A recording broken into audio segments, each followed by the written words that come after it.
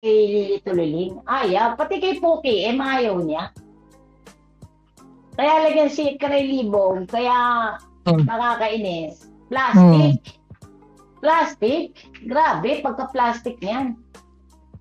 Di ba nga nagsulat nga yan ng ano, hindi daw kawalan at hindi importante si Tuliling at saka si Puki sa grupo. Kaya kahit Talaga? daw tumalon, oh, kaya Grabe. kahit tumalon, wala daw problema, wala daw ano, hindi daw kawalan, hindi daw importante. Oh, may screenshot ako nun eh. Sinulat niya yun eh. Sumagot naman si Joanne, sabi, Mommy cry, hindi naman sa dahil umalis. Ako naman, Support din ako naman sa po. atin. Ako naman Hmm. po, nababaitan ako kay Mother Lily, kaya lang, pagka nga yung dominante, tapos gusto niya control niya yung platform.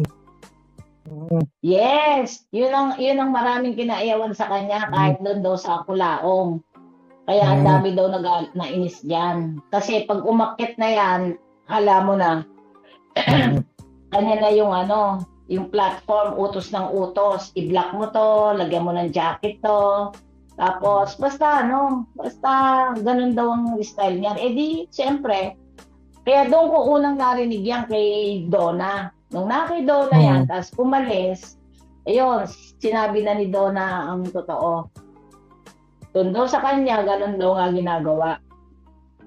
Tapos lumipat sa BFT. O, di ba? Mm. Yun na, pa comment-comment. Yung pa comment-comment na hanggang sa umakyat na, ayun na. Doon na nagsalita, doon na mm, nagdidesisyon na doon. Ay, magbaba ka ng hagdan. Ay, ganyan siya. Mm. Hindi pa tapos na nagwawalwal, basa na ng basa ng comment ang putang ina. Parang may tililing talaga. Mm. Diba? Ang sabi pa, teka muna, mag-i-stroll muna ako. Putang ina, anong stroll? Maggagala ka pa bago ka magbasa. Yung pala, scroll. Ang putang ina. Diba? Tsaka yung fair fair. Fair ako. Fair ako. Huwag kayong mag-awa. Putang ina mo, Lily.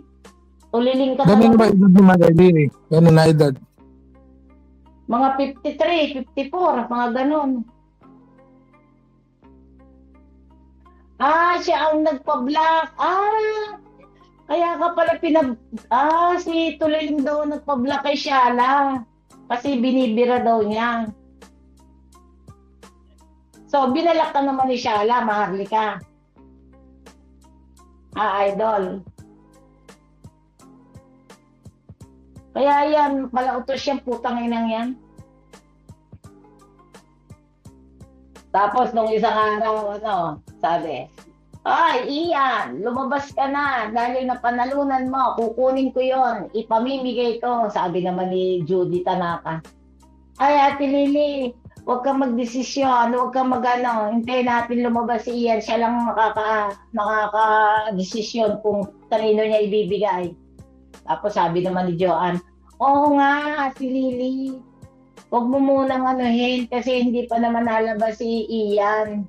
Hindi, sumagot ka ng yes or no. Kung hindi ka lalabas, kukunin ko. Putang ina, talagang pinapalabas niya si Ian. Patay na patay yung kay Ian eh. Dirin-dirin naman sa kanya si Ian. Sukan-sukan. Tapos ayaw pag maniwala sa akin, hindi daw totoo yun. Putang ina mo, sino naman na magkakagusto sa iyo? Pinalak daw siya ni Shala. Sabi ni Idol, dahil sa utos ni Tuliling. Doon nga sa channel ni Cynthia, pagka lumabas ulit si Sunny Topsy, patatanggalan ko ng jacket